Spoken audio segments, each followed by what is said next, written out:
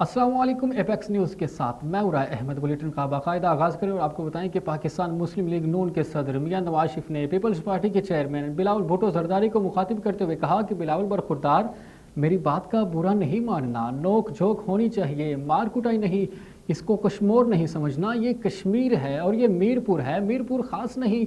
आज़ाद कश्मीर के इलाके मीरपुर में जलसे से खिताब करते हुए नवाज शरीफ ने कहा कि कश्मीर से हमारा मजबूत रिश्ता है, मीरपुर खूबसूरत शहर है, आज हाल जितना अच्छा होना चाहिए उतना नहीं है। मेरे जाने के बाद आज़ाद कश्मीर में कोई तरक्की नहीं हुई। मैं पूछना चाहता हूँ, मेरे बाद आने वालों ने कश्मीर के लिए क्या किया? बताएं, अगर नून लीग के सिवा किसी ने आज़ाद कश्मीर के लिए कुछ किया हो। पाकिस्तान और आज़ाद कश्मीर के हर मंसूबे पर नून लीग की मोहर नजर आएगी। साबिक वज़ीर आज़म ने कहा कि हमारी अवलीन तरजीह नौजवानों को तालीम देना है। आज़ाद कश्मीर में भी कैंसर और दिल के अमराज के हस्पताल बनने चाहिए। मरीम यहाँ पर जदीद तरीन इलेक्ट्रिक बसें आपके लिए लेकर आई हैं। नवाज शरीफ ने कहा कि मुस्लिम लीग नून की हुकूमत बनी तो कश्मीर में मोटरवेज बनाएंगे, मरीज़ मुजफ्फराबाद तक एक्सप्रेस वे बनेगी। आपने मुस्लिम लीग नून को कामयाब करवाया तो कश्मीर के चप्पे चप्पे पर खुद जाऊँगा। मीरपुर के घर घर में गैस की सहूलत होगी। शहबाज शरीफ से कहूँगा कि यहाँ बैन अल-अक़वामी एयरपोर्ट होना चाहिए। और वज़ीर आला पंजाब मरियम नवाज़ ने कहा कि जितनी गर्मी में आज मीरपुर में लोग जलसे में आए हैं, पूरे कश्मीर में शेर कामयाब होगा। मीरपुर वालों का जज्बा बता रहा है कि आज़ाद कश्मीर में शेर आ चुका है। मुस्लिम लीग नून के मीरपुर आज़ाद कश्मीर में जलसे से खिताब के दौरान मरियम नवाज़ ने कहा कि आज मीरपुर नहीं बल्कि बाप दादा के घर में आई हूँ। मीरपुर में अच्छे घर बने हुए हैं लेकिन अफसोस सड़कें टूटी हुई हैं। नवाज शरीफ ने गाड़ी में मुतादिद बार कहा कि कितना खूबसूरत खित्ता है, अब वक्त आ गया है कि यहाँ पर भी तरक्की के चिराग जलें। कश्मीर में सब कुछ है, एक ही कमी है कि नवाज शरीफ की हुकूमत नहीं है। उन्होंने कहा कि आज़ाद कश्मीर में हमारी कुछ अरसे की हुकूमत थी, तनकीद करना आसान होता है। नून लीग के सिवा कोई जमात बता दें अगर कश्मीर में एक ईंट भी लगाई हो। जो सहूलतें हम पंजाब में दे रहे हैं, इलेक्शन जीत कर आज़ाद कश्मीर में भी देंगे। अभी इलेक्शन नहीं हुआ और मैं 10 इलेक्ट्रिक बसों का तोहफा मीरपुर लेकर आई हूँ। उन्होंने कहा कि पंजाब में 2 साल में 2 लाख अफराद को अपनी छत, अपना घर मिल चुका है। दयानतदारी से काम किया जाए तो आज़ाद कश्मीर में 5 साल बाद पंजाब से भी आगे निकल सकता है। सोच समझ कर वोट दें, कहीं ऐसा ना हो कि तरक्की को तरस जाएं।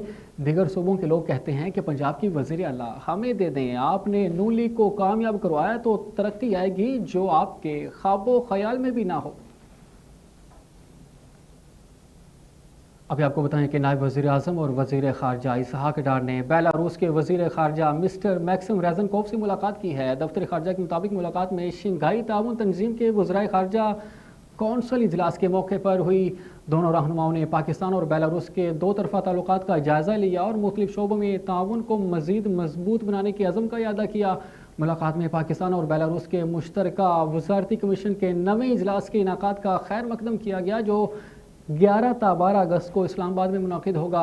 मुलाकात में इक़्तिसादी, तिजारती, दिफाई, ज़रई, टेक्नोलॉजी और अफरादी क़ुव्वत के तबादले समेत मुख्तलिफ शोबों में ताउन बढ़ाने के तरीक़ों पर तबादला ख़याल किया गया। दोनों फ़रीक़ों ने आला सतह के बाहमी तबादलों को जारी रखने पर भी इत्तफ़ाक़ किया और जामे ताउन के रोड मैप पर भी अमल दरामद के अज़म का इयादा किया।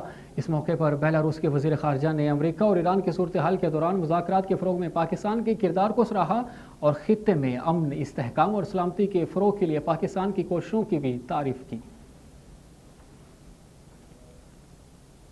आगे बढ़े और आपको बताएं कि पाकिस्तान पीपल्स पार्टी ने मीनार पाकिस्तान पर जलसे की इजाज़त न मिलने पर गवर्नर हाउस में प्रोग्राम मुनाकिद करने का फैसला कर लिया।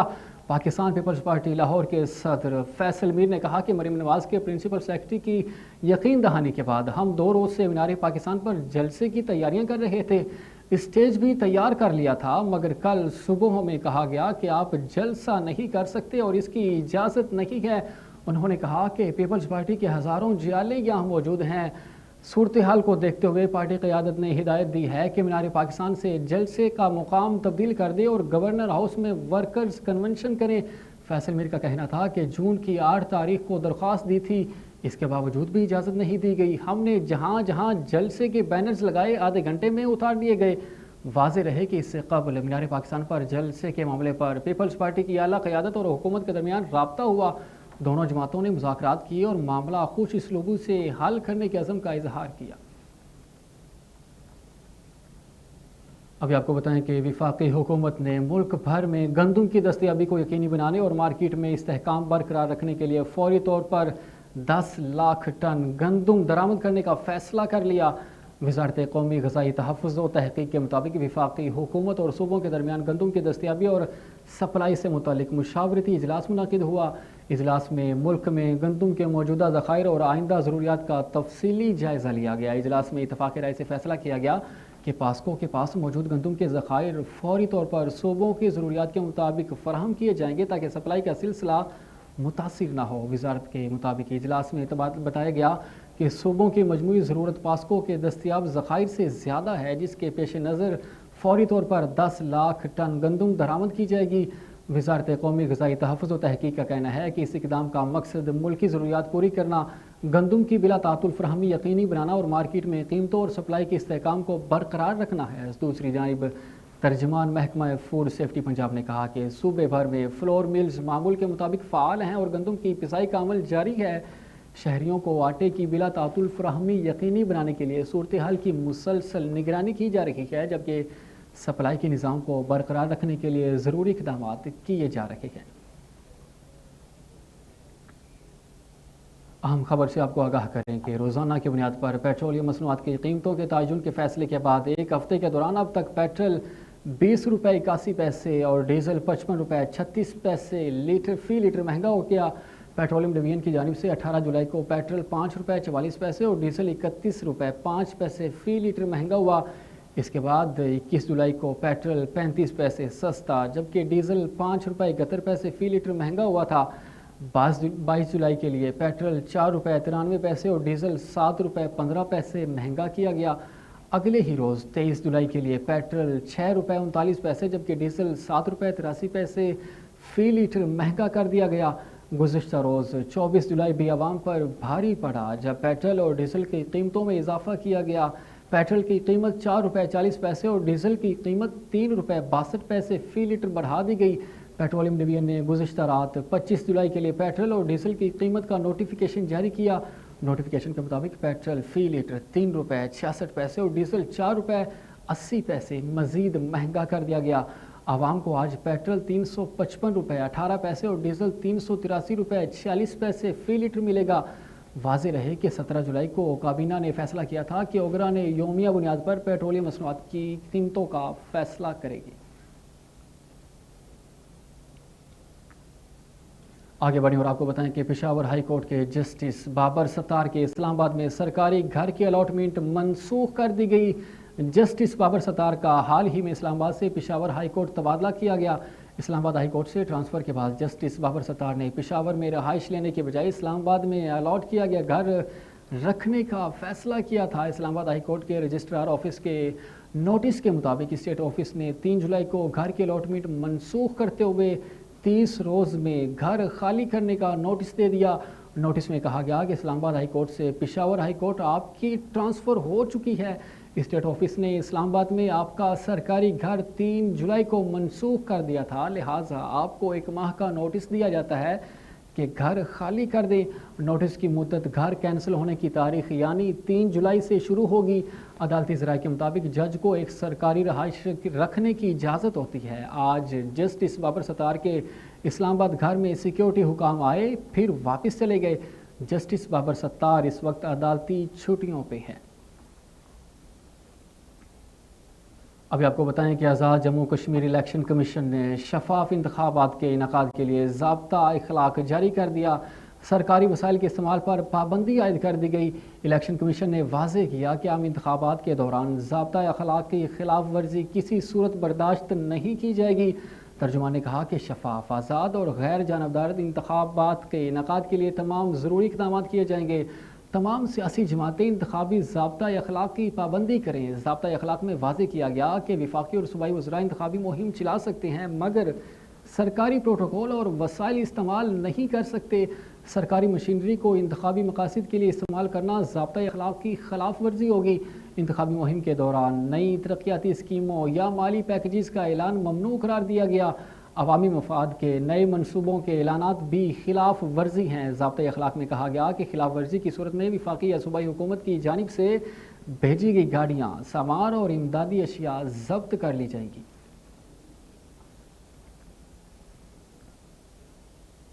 موسم کی صورتحال سے آپ کو آگاہ کریں اور بتائیں کہ لاہور سمیت پنجاب کے مختلف علاقوں میں مونسون کے تیسرے اسپیل نے زوردار انداز میں انٹری دے دی۔ شہر کے مختلف علاقوں میں صبح سویرے بارش کا سلسلہ شروع ہو گیا۔ اندرون لاہور، لکشمی چوک، دہلی گیٹ اور ریلوے اسٹیشن کے اطراف وقفے سے بارش ہوتی رہی۔ مال روڈ، جیل روڈ اور گلبرگ سمیت اہم شاہراہوں پر کہیں ہلکی تو کہیں تیز بارش کا سلسلہ جاری رہا، جس کے باعث موسم خوشگوار ہو گیا۔ تاہم نشیبی علاقوں میں پانی جمع ہونے سے شہریوں کو مشکلات کا سامنا کرنا پڑا۔ لاہور کے کئی علاقوں میں فیڈرز ٹرپ ہونے سے بجلی کی سپلائی معطل ہو گئی۔ شہر میں سب سے زیادہ بارش لکشمی چوک میں 83 ملی میٹر ریکارڈ کی گئی۔ لاہور کے علاقے چوک، ناخدا اور پانی والا میں تالاب 77 ملی میٹر جبکہ سگیا میں 61.8 ملی میٹر بارش ریکارڈ کی گئی۔ محکمہ موسمیات کے مطابق مونسون کا یہ اسپیل آئندہ چند روز تک وقفے سے جاری رہنے کا امکان ہے، جبکہ شہریوں کو احتیاطی تدابیر اختیار کرنے کی ہدایت کی گئی۔ ابھی آپ کو بتائیں کہ پاکستان کے صنعتی شعبے میں تیزی سے ترقی کا رجحان برقرار ہے، جہاں بڑے پیمانے کی مینوفیکچرنگ میں نمایاں اضافہ ریکارڈ کیا گیا۔ SIFC کی سہولت کاری سے صنعتی سرگرمیوں، سرمایہ کاری اور پیداواری صلاحیت میں بہتری دیکھنے میں آ رہی ہے۔ جولائی تا مئی مالی سال 2025-2026 کے دوران کوانٹم انڈیکس آف مینوفیکچرنگ بڑھ کر 121.65 پہ ہو گیا، جو گزشتہ مالی سال کے اسی عرصے میں 115.02 تھا۔ اسی مدت کے دوران بڑے پیمانے کے مینوفیکچرنگ کے شعبے میں سالانہ بنیاد پر 5.77% اضافہ ریکارڈ کیا گیا۔ مختلف صنعتی شعبوں کی بہتر کارکردگی کے باعث ملک کی مینوفیکچرنگ صلاحیت اور مجموعی پیداوار میں مسلسل اضافہ ہو رہا ہے، جس سے صنعتی شعبہ مزید مستحکم ہو رہا ہے۔ SIFC کی جانب سے صنعت کو ترجیحی شعبہ قرار دیتے ہوئے پالیسی معاونت اور سرمایہ کاری میں سہولت فراہم کی جا رہی ہے، جس کے نتیجے میں پیداواری سرگرمیوں میں وسعت، برآمدات میں اضافے اور معاشی سرگرمیوں کو فروغ مل رہا ہے۔ ماہرین کے مطابق مینوفیکچرنگ شعبے کی بہتر کارکردگی پاکستان کی صنعتی ترقی اور پائیدار معاشی نمو کی عکاسی ہے، جبکہ SIFC کی معاونت سے صنعتی شعبے کو مزید تقویت ملنے، برآمدات بڑھنے اور سرمایہ کاری کے نئے مواقع پیدا ہونے کی توقع ہے۔ ابھی آپ کو بتائیں کہ وفاقی کابینہ کی ذیلی کمیٹی نے کینسر اور شوگر سمیت 52 نئی جان بچانے والی ادویات کی قیمتوں کی منظوری دے دی۔ وزیر خزانہ سینیٹر محمد اورنگزیب کی زیر صدارت وفاقی کابینہ کا ذیلی کمیٹی کا اجلاس اسلام آباد میں منعقد ہوا۔ وزیر صحت مصطفیٰ کمال، سیکرٹری صحت اور ڈریپ حکام نے اجلاس میں شرکت کی۔ کمیٹی نے تمام 52 نئی رجسٹرڈ ادویات کی قیمتوں کی منظوری دے دی۔ منظور شدہ ادویات میں کینسر، شوگر، ہیموفیلیا اور پارکنسن کی ادویات شامل ہیں۔ ادویات کی قیمتوں کی حتمی منظوری وفاقی کابینہ دے گی، جس کے بعد ڈریپ قیمتوں کا باضابطہ نوٹیفیکیشن جاری کرے گا۔ وزارت صحت نے مریضوں کی مشکلات کے باعث فوری قیمتوں کی منظوری پر زور دیا۔ تاخیر کے باعث مریض غیر رجسٹرڈ، اسمگل شدہ اور مہنگی درآمدی ادویات لینے پر مجبور تھے۔ حکام کے مطابق فیصلے سے معیاری ادویات کی دستیابی بہتر اور غیر قانونی سپلائی پر انحصار کم ہوگا۔ آگے بڑھیں اور آپ کو بتائیں کہ پاکستان اسٹاک ایکسچینج میں کاروباری ہفتے کے دوران منفی رجحان دیکھنے میں آیا، جس کے باعث 100 انڈیکس میں نمایاں کمی ریکارڈ کی گئی۔ ایک ہفتے میں 100 انڈیکس 4781 پوائنٹس کی کمی کے بعد 17,01,021 پوائنٹس پر بند ہوا۔ کاروباری ہفتے کے دوران 100 انڈیکس 8,857 پوائنٹس کے بینڈ میں رہا۔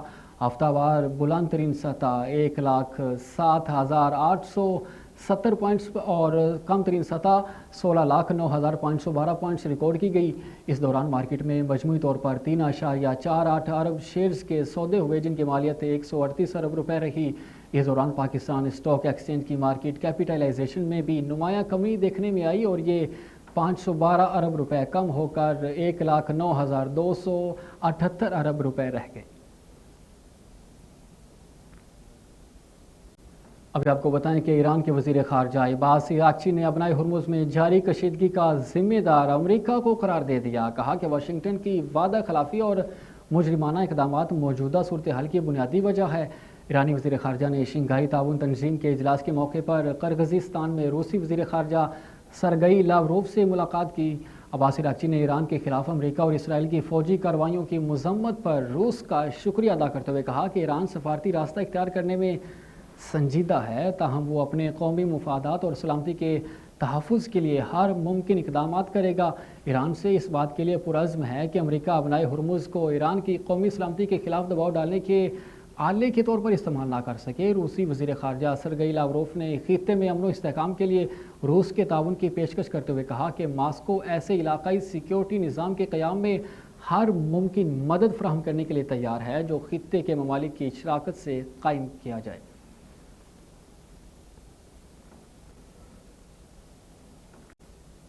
آگے بڑھیں اور آپ کو بڑی خبر سے آگاہ کریں کہ سعودی اتحادی افواج نے یمن کے الحدیدہ شہر پر حملہ کر دیا۔ حوثیوں نے حملے کا سخت جواب دینے کا اعلان کیا ہے۔ سعودی اتحادی افواج کا کہنا ہے کہ یمن کے الحدیدہ گورنریٹ میں حوثیوں سے منسلک فوجی اہداف پر کارروائی کی گئی۔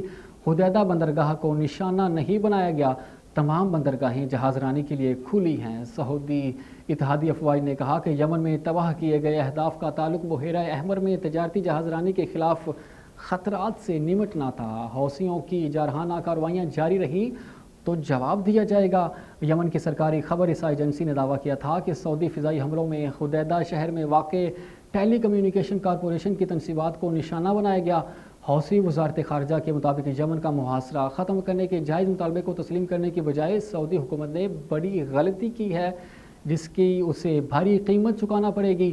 واضح رہے کہ ایک روز قبل یمن کے حوثی اکثریتی جماعت انصار اللہ نے سعودی عرب کے 2 آئل ٹینکرز کو نشانہ بنایا تھا۔ اس سے قبل انصار اللہ نے سعودی عرب کی بحری ناکہ بندی کا اعلان بھی کیا تھا۔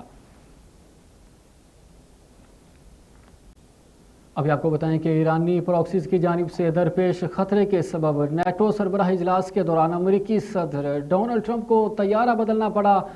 خفیہ سروس کے اہلکاروں نے صدر ٹرمپ کو ترکیہ سے روانگی کے موقع پر خطرہ دیا تھا کہ ایئر فورس 1 استعمال نہ کرنے کا مشورہ دیا۔ سیکیورٹی عملے سے مشاورت کے بعد امریکی صدر نے پرانا ایئر فورس 1 استعمال کیا تھا۔ دعویٰ کیا گیا ہے کہ صدر ٹرمپ اور ایئر فورس 1 دونوں ہی کو خطرات لاحق تھے۔ امریکی صدر ڈونلڈ ٹرمپ 7 جولائی کو ترکیہ میں منعقدہ نیٹو سربراہ اجلاس میں شرکت کے لیے نئے ایئر فورس 1 میں گئے تھے، جبکہ ترکیہ سے انگلینڈ سفر کے لیے ٹرمپ نے پرانے ایئر فورس 1 طیارے کا استعمال کیا تھا۔ نئے طیارے میں مخصوص سیکیورٹی اور انسداد دہشت گردی اقدامات کی ٹیکنالوجی نہیں تھی۔ ابھی آپ کو بتائیں کہ بھارت میں نوجوانوں کی جین زی تحریک مودی سرکار کے لیے بڑا سیاسی امتحان بن گئی۔ تحریک نے مودی سرکار کی انتظامی نااہلی کو دنیا بھر کے سامنے عیاں کر دیا۔ پیپر لیکس اور امتحانی بعد انتظامی مودی سرکار کی کمزور حکومتی گرفت کو نمایاں کر رہی ہے۔ طویل حکمرانی کے باوجود مودی حکومت عوامی مسائل حل کرنے میں ناکام دکھائی دے رہی ہے۔ مودی حکومت میں 152 پرچے لیک ہونے سے 7.5 کروڑ طلبہ سخت متاثر ہوئے۔ بی جے پی کا 12 سالہ میڈیا کنٹرول اب مودی مخالف نوجوانوں کی آواز میں بدل رہا ہے۔ بی جے پی نواز میڈیا میں نظر انداز کیے جانے پر نوجوانوں نے سوشل میڈیا پلیٹ فارمز کا رخ کر لیا۔ کانگریس رہنما راہل گاندھی نے مودی حکومت پر شدید تنقید کرتے ہوئے کہا کہ بھارتی حکومت احتجاج کے دوران پلیٹ گنز کے استعمال سے انکار کرتی رہی، جبکہ متاثرہ طلبہ نے حقیقت آشکار کر دی۔ کھیلوں کی دنیا سے آپ کو آگاہ کریں اور بتائیں کہ پاکستان ٹیسٹ ٹیم کے کپتان بابر اعظم نے ویسٹ انڈیز کے خلاف سیریز کے لیے ٹیم کی تیاریوں پر اطمینان کا اظہار کیا ہے۔ پہلے ٹیسٹ سے قبل برائن لارا کرکٹ اکیڈمی میں میڈیا سے گفتگو کرتے ہوئے انہوں نے کہا کہ قومی اسکواڈ مکمل اعتماد کے ساتھ میدان میں اترے گا۔ ٹیم گزشتہ تقریباً 2 ماہ سے اس سیریز سے اور آئندہ بین الاقوامی مصروفیات کی تیاریاں کر رہی ہے، جبکہ کھلاڑیوں نے فٹنس اور مہارت میں بہت محنت کی ہے۔ انہوں نے دوبارہ ٹیسٹ کپتان مقرر کیے جانے پر خوشی کا اظہار کرتے ہوئے کہا کہ اس ذمہ داری کا کوئی دباؤ نہیں ہے، کیونکہ گزشتہ دور قیادت سے حاصل ہونے والے تجربات اس مرتبہ ٹیم کے لیے فائدہ مند ثابت ہوں گے۔ قومی ٹیم میں نوجوان اور تجربہ کار کھلاڑیوں کا بہترین امتزاج موجود ہے، جس سے کامیابی کی امیدیں روشن ہیں۔ قومی ٹیم کے کپتان بابر اعظم نے انجری کے باعث سیریز سے باہر ہونے والے نوجوان اوپنر عبداللہ فضل کی جلد صحتیابی کے لیے نیک خواہشات کا اظہار کرتے ہوئے کہا کہ وہ باصلاحیت اور پورا اعتماد بیٹر ہیں، جنہوں نے اپنے پہلے ہی ٹیسٹ سیریز میں عمدہ کھیل پیش کیا۔ پچ کے متعلق بابر اعظم نے کہا کہ حالیہ بارشوں کے باعث وکٹ تیز گیند بازوں کے لیے زیادہ سازگار دکھائی دے رہی ہے، اس لیے میچ میں فاسٹ بولرز اہم کردار ادا کر سکتے ہیں۔ ابھی آپ کو بتائیں کہ عمان کے شہر مسقط میں جاری 5 ویز side world cup qualify event کے لیگ میچ میں قومی ٹیم مینجمنٹ نے انوکھا کارنامہ انجام دے دیا۔ 3 اولمپئنز کی موجودگی کے باوجود قومی ٹیم نے قواعد کو پس پشت ڈال دیا۔ اولمپئنز ہیڈ کوچ قمر ابراہیم، عمر بھٹا اور ریحان بٹ نے 5 ویز سائٹ ایونٹ میں 6 کھلاڑی کھلا کر قومی ٹیم کو رسوا کر دیا۔ بھارت کے خلاف آخری لیگ میچ میں پاکستان نے 5 کی بجائے 6 کھلاڑی کھلا دیے۔ ریفری نے نوٹس لے کر ایک کھلاڑی کو بلو کارڈ دکھا دیا۔ پاکستانی ٹیم کو بقیہ میچ 5 کی بجائے 4 کھلاڑیوں سے کھیلنا پڑا، جس کے باعث پاکستان کو بھارت سے 7-3 سے شکست ہو گئی۔ قواعد کی خلاف ورزی کی پاداش میں پاکستان کو جرمانہ اور پابندی کا سامنا کرنا پڑ سکتا ہے۔ فائنل پاکستان اور بھارت کے درمیان کھیلا جانا ہے۔ ماضی میں ایشیا کپ کے دوران ہیڈ کوچ اولمپئن خواجہ جنید نے جاپان کے خلاف میچ میں 12 کھلاڑی کھلانے کا کارنامہ انجام دیا تھا۔ سنگین غلطی کے سبب پاکستان اولمپکس کے لیے کوالیفائی نہیں کر سکا تھا۔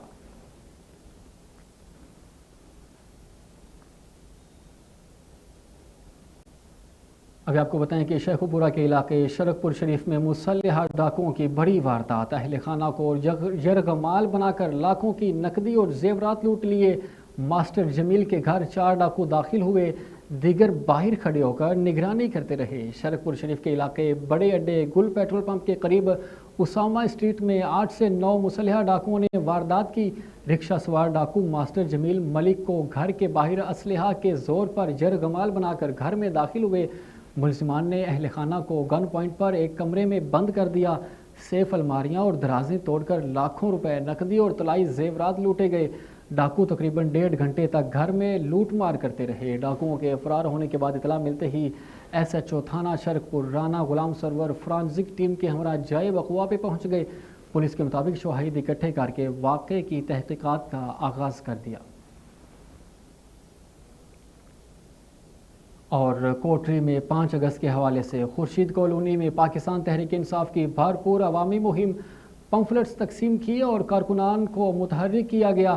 تحریک انصاف کے قائد عمران خان کی رہائی اور 5 اگست کے یوم سیاہ کے حوالے سے کوٹری کی خورشید کالونی میں PTI ضلع جامشوروں اور ڈویژنل قیادت کی جانب سے عوامی رابطہ مہم چلائی گئی، جس میں شہریوں اور تاجروں کو متحرک کیا گیا۔ PTI ڈویژنل صدر عبدالغفار سومرو، جنرل سیکرٹری جاوید کھٹک اور نائب صدر عبدالرحمان کی قیادت میں پارٹی عہدیداران نے خورشید کالونی کے مختلف بازاروں، دکانوں اور گلیوں کا دورہ کیا۔ مہم کے دوران پارٹی کارکنان نے شہریوں میں 5 اگست کے حوالے سے خصوصی پمفلٹس اور معلوماتی لٹریچر تقسیم کیے۔ نائب صدر Hamza Ali Mughal, deputy information secretary Shahid Khan Yousafzai, additional general secretary Asif Sheikh, information secretary Owais Shoro اور سرگرم کارکن رزاق خان سمیت دیگر نے عوام سے 5 اگست کو پارٹی قائد سے یکجہتی کے لیے بھرپور آواز اٹھانے کی اپیل کر دی۔ آپ کو بتا رہے ہیں کہ مہم کے دوران خورشید کالونی کے تاجروں اور عوام نے تحریک انصاف کے وفد کا شاندار استقبال کیا۔